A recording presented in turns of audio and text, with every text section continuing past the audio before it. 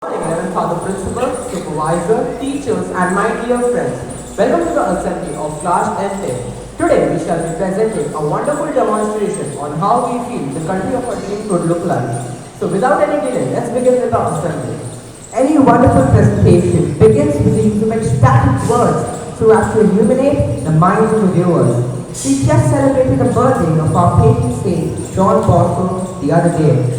And so we have Master Daniel Castellino, who shall enlighten our minds with his words of wisdom.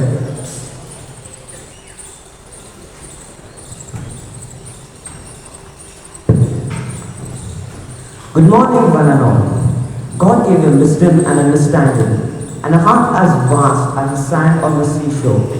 With these words, Church ushers in the feast in honor of Saint John Bosco, our patron saint, affectionately known all over the world as Don Bosco. John Melchior Bosco was born in Piedmont, Italy on 16th August 1850 into a poor peasant family. His father Francis passed away when John was only 2 years old. His mother Margaret had to struggle to bring up the family.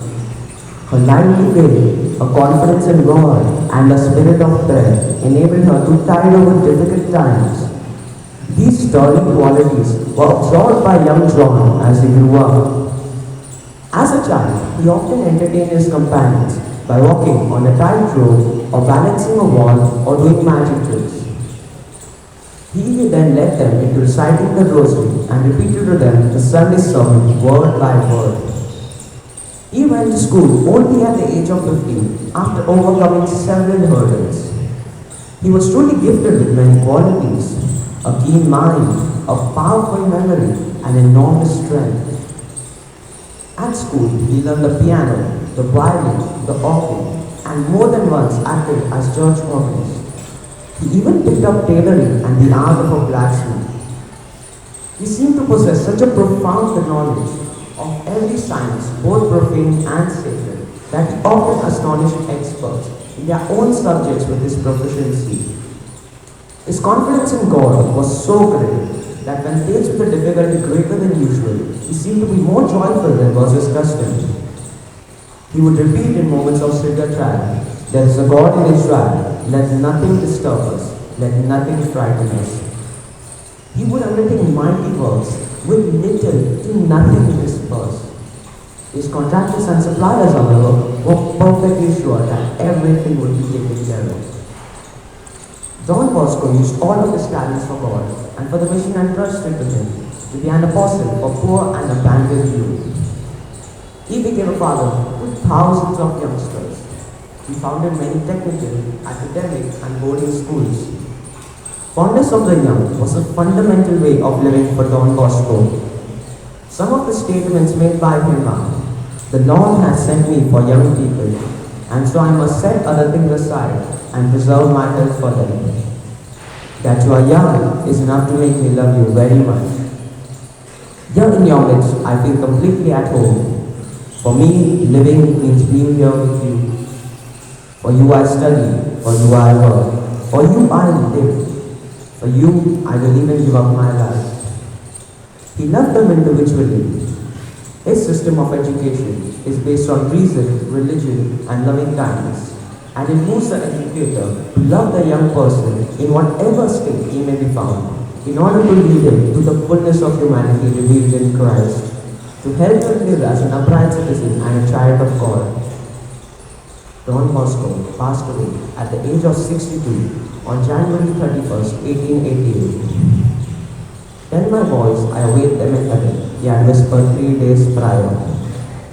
He was canonized on Easter Sunday by Pope Pius XI, who declared, "In his life, the supernatural became the natural, and the extraordinary the ordinary."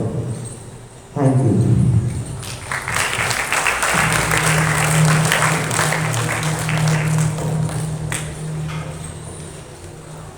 Thank you, Daniel, for the informative speech.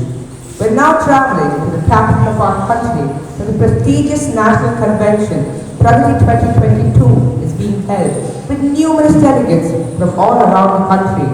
The main aim of the convention is to fight the various socio-economic issues that the country faces on a daily basis.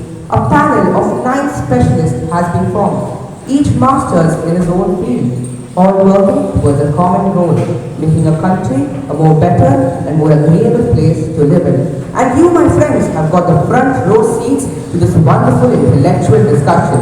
So listen closely and be ready to be illuminated. And I think I'm seeing the host coming to the stage. So let's see what he has to say.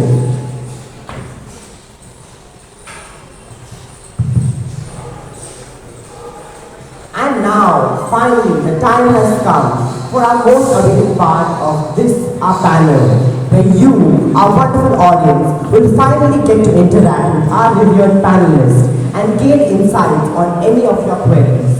Any of you are having questions may convey them to the representatives sitting in front. Yes, your question?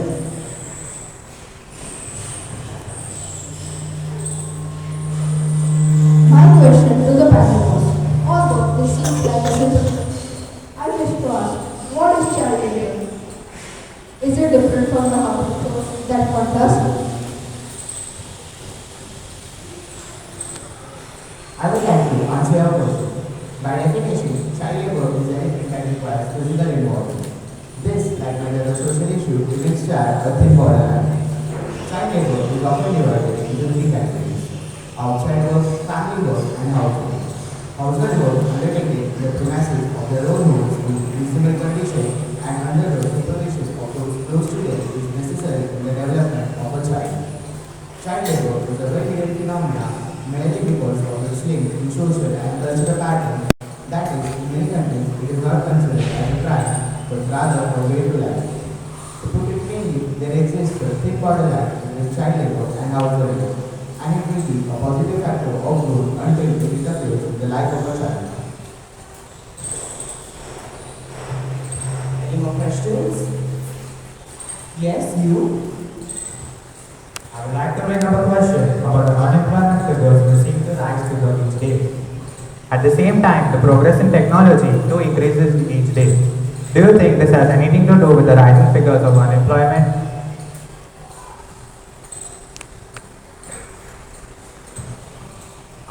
Yes. So this seems to be a very sensitive topic to discuss. To begin with, all things must remain in a balanced correlation. One cannot have more than the other.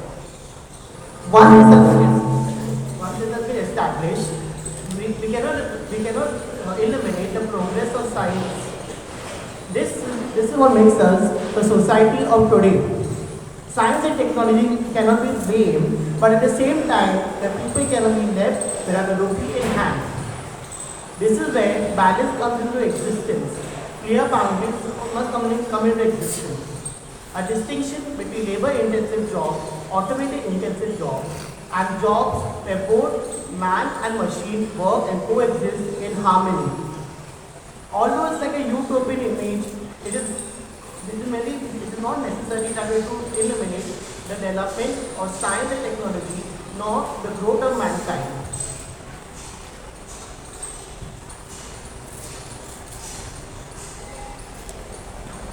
Yes? My question remains somewhat in the line with the previous one, but in regards with the deforestation, can we really choose between building a hospital or trees?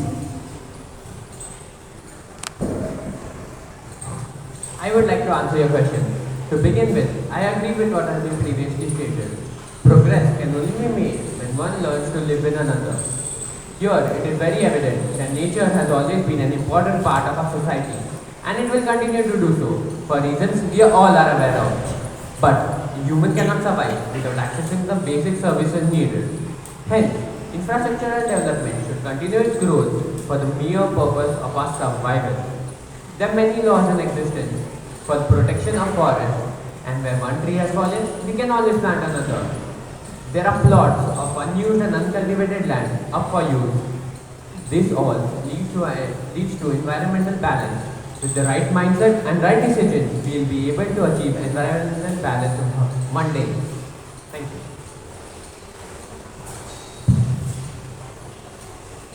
Yes, you. Considering India's rapidly growing population, unemployment remains an ever persistent challenge. Despite the government's tall promises, the problem continues to grow. How do we healthily address this issue?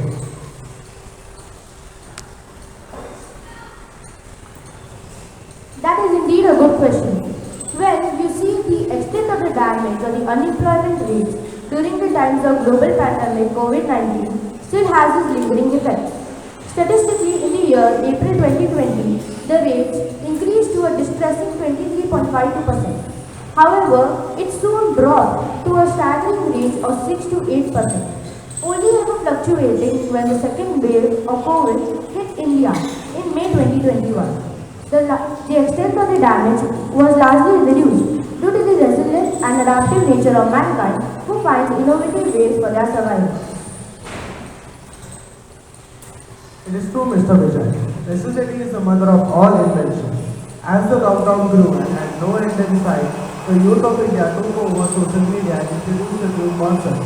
The concept of work from home, which was previously taboo, became a socially accepted identity. Because of this lockdown, many businesses such as Amazon benefited and experienced as much as 48% growth in their business. The growth in e-business and logistics supply chain is remarkable. This proves that incorporation of technology and its novel implementation can ensure that the essential services are working as well as provide employment to people. Thank you. Any more questions? Yes, you. The question I had for the panel was regarding the pressing issue of plastic waste management in the country. The COVID pandemic has caused an inevitable sharp rise in the amount of medical plastic waste generated worldwide. What is the government doing to keep other plastic waste in check so that the people use alternatives as much as they can when possible?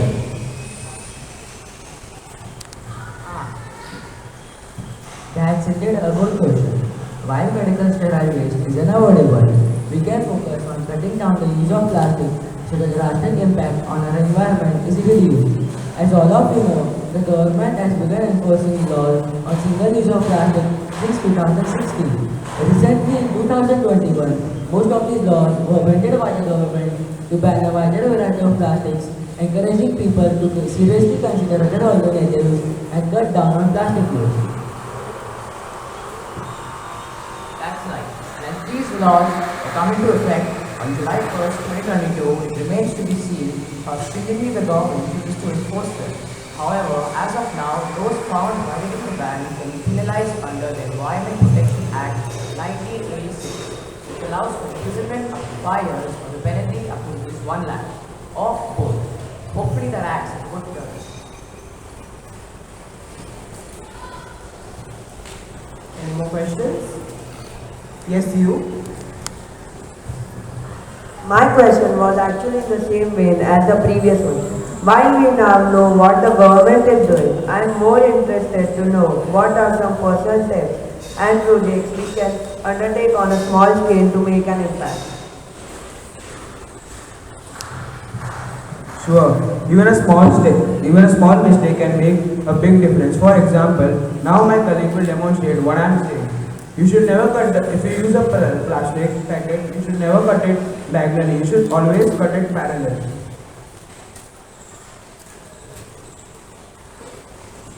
That it will go with the packet, and if a small step goes wrong, it will cause a long and end up the landfills, and if it goes in marine, it will cause to the marine animals will clog their digestive system, and this is devastating of thinking. Thank you. I agree. Not only that, there are various source of examples we can see right around us of people using new and innovative ways to upcycle plastic. Many cities in India are trying to incorporate waste plastic into making of durable, strong and waterproof roads and pathways.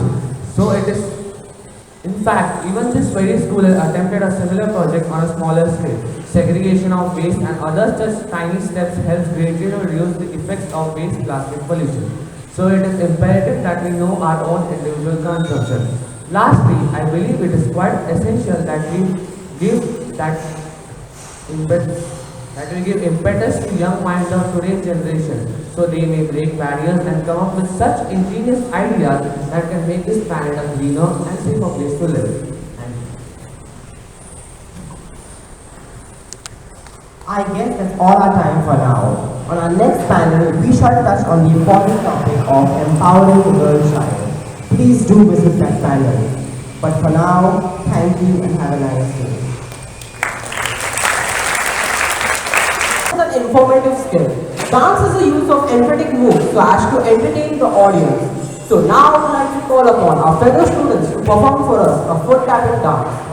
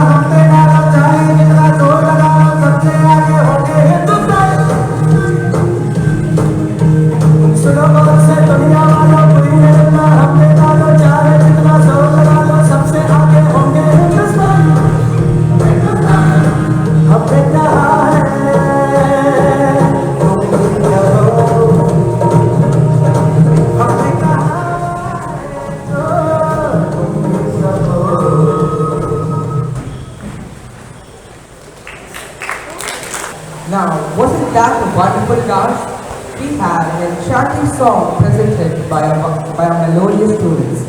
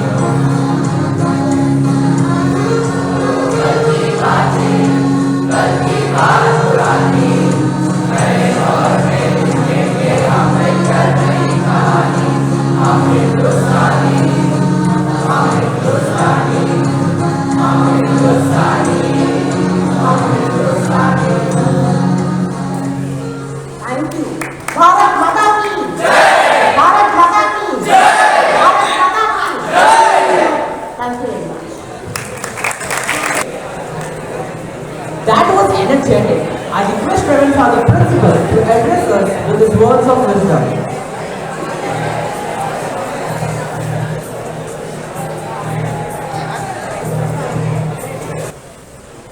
So we thank the students of 10th A, ably guided by the teacher, Mrs. Pooja.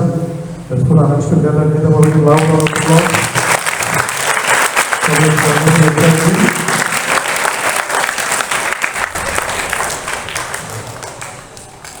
We have celebrated two events to this assembly, the 75 years of independence and also the birthday of St. John Bosco. The birthday of St. John Bosco was on the 15th, yesterday. And the 16th marked the 207th birth anniversary of his great saint and Daniel Castorino Racing. That was very good. He did a fantastic job. He spoke so well. His speech was very well written. Very animated. The highlights of the life of St. John Bosco, very beautiful. And it gives a glimpse into his entire life. And we reflect on his childhood, we realize that Don Bosco faced a lot of odds and a lot of difficulties. At the age of 2, he lost his father. His life was marked by poverty. He had to work in the fields. He only began going to school at the age of 12. He was working in his own fields. They didn't have fields of their own, but rather they worked for other people's fields. So his life was marked with tremendous challenges and difficulties. In spite of all those challenges and difficulties, he was able to rise above those difficulties and educate himself and live his dreams. And the life of St. John Bosco continues to inspire us. That we often give excuses for our failures and we blame circumstances around us. But probably we do realize that we are more blessed than some of the great men who have achieved greatness. Don Bosco was such great man who has achieved greatness despite all the odds that were stacked up against him. Anybody else in this place would have not made an aspect in the field of education and also in the field of, you can say, as a saint, as St. Don Bosco did. People would have just given excuses. That's what we normally do. We give excuses for our failure to work hard. We don't want to work hard, and so we look for excuses in our circumstances and environment. And so St. John Bosco stands before us as a model that no matter what difficulties, if I really want to achieve something, I can rise above all the odds, all the difficulties that are stacked up against me. And if you have read the book called The Alchemist by, I think the name of the famous author, Paulo Coelho. Paulo Coelho is the author. Very beautiful book. It's there in a library. It's a very good book. If you get a chance to read it, it's like a fable. That if you are intent on doing something, when you work hard towards doing it, he gives a very beautiful statement. The entire universe will conspire. The entire universe will conspire to help you achieve what you want to achieve. Provided that you are willing to rise above the circumstances, willing to work hard. If you have the intention to work hard, to rise above, then he says the entire universe, the entire story is about that. The entire universe will conspire.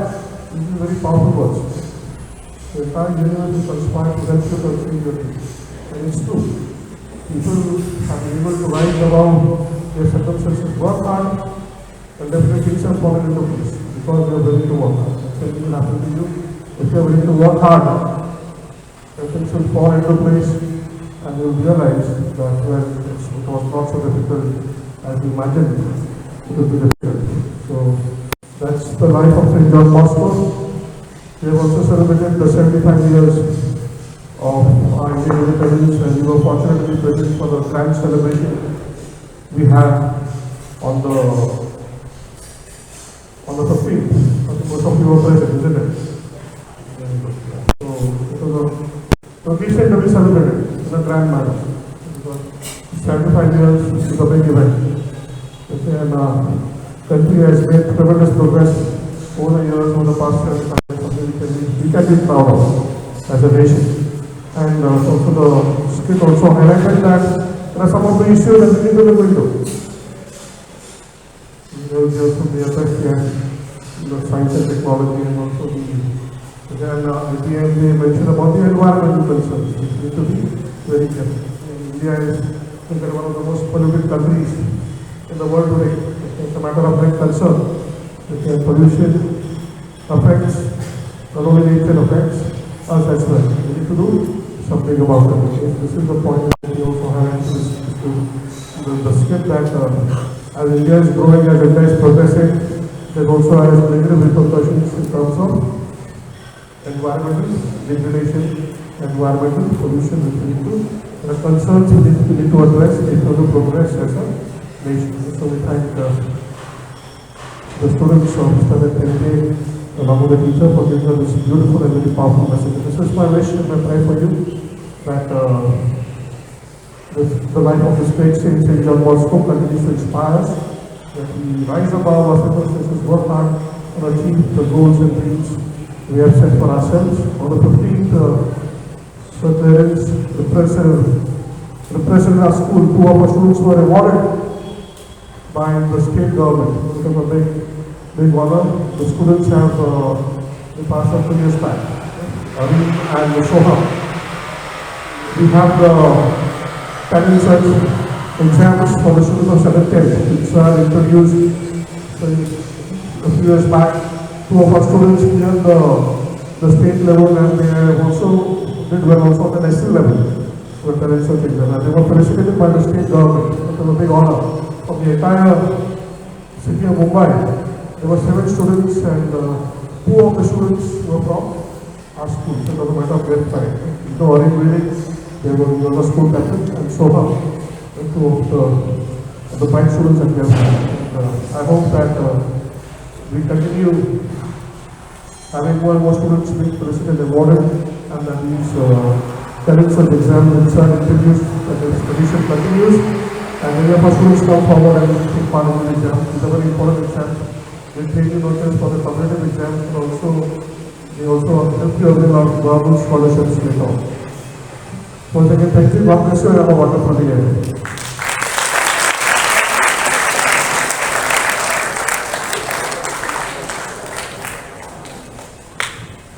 Good morning everyone. The house points for the August month are as follows. Red House 685 points, Blue House 587 points, Green House 543 points, Yellow House 513 points. So the best house is Red House. So I request the house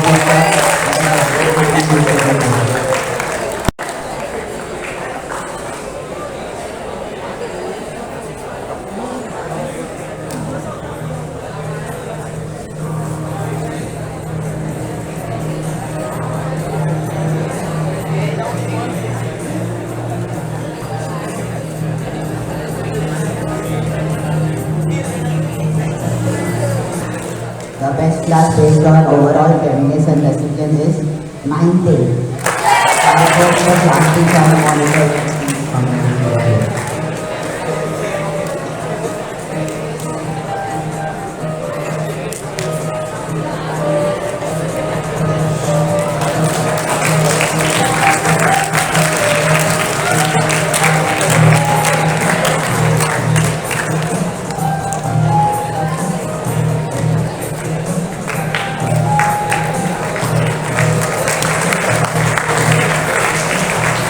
Father, I now call upon Ms. Saraswati to propose the vote of thanks.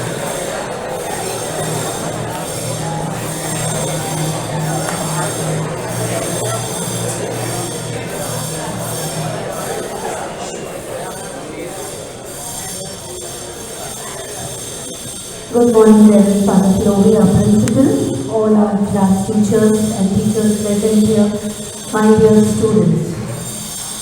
I stand before you to propose the vote of thanks.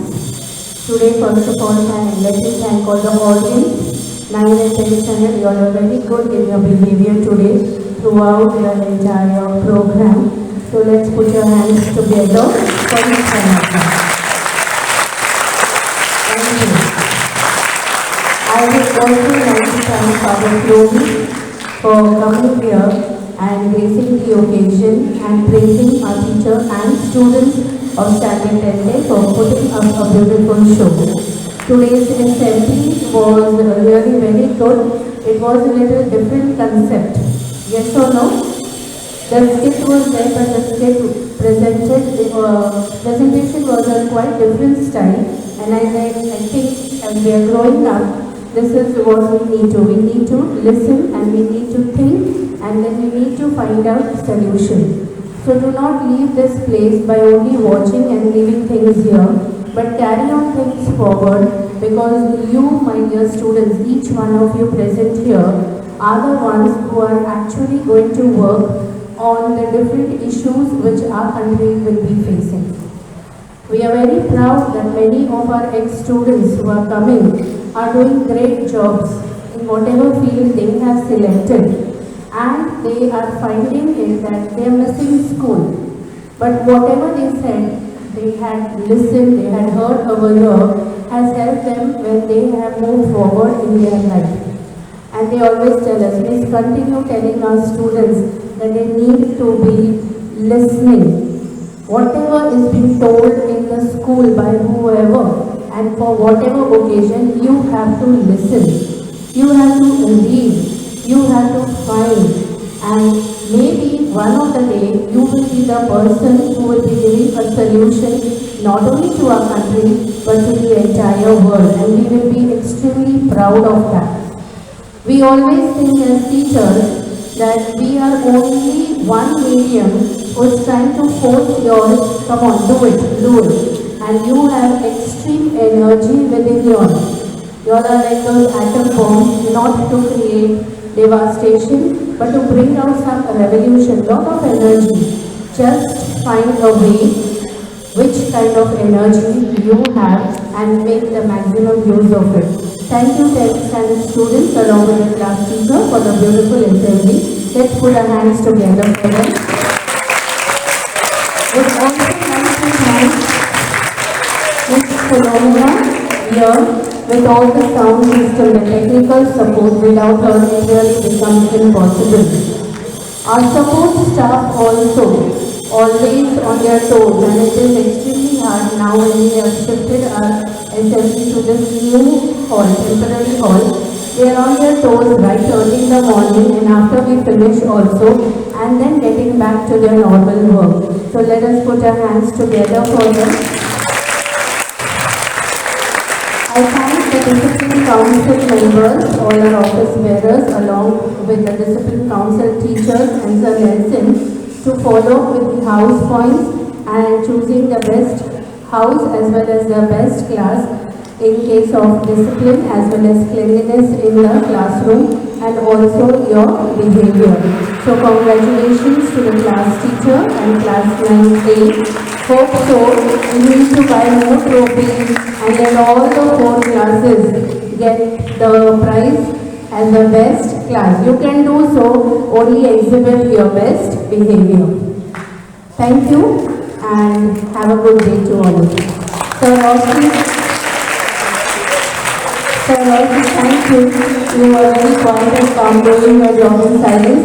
We should thank Sir Rossi also for always clicking on the photographs and keeping it for memories. Maybe after 10 years, you would like to go through all the photographs and remember these sweet moments of our life. Thank you, Sir Rossi.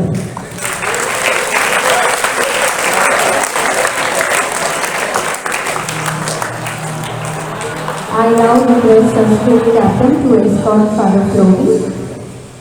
Thank you, Father Flowy.